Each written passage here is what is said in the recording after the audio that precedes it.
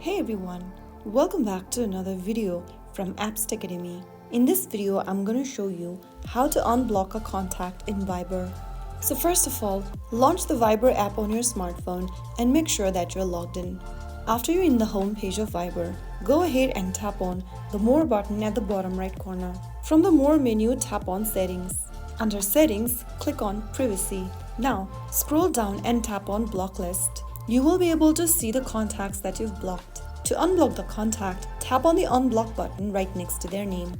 And that's how you easily unblock someone on Viber. Now that the contact is unblocked, they will be able to message or call you again on Viber.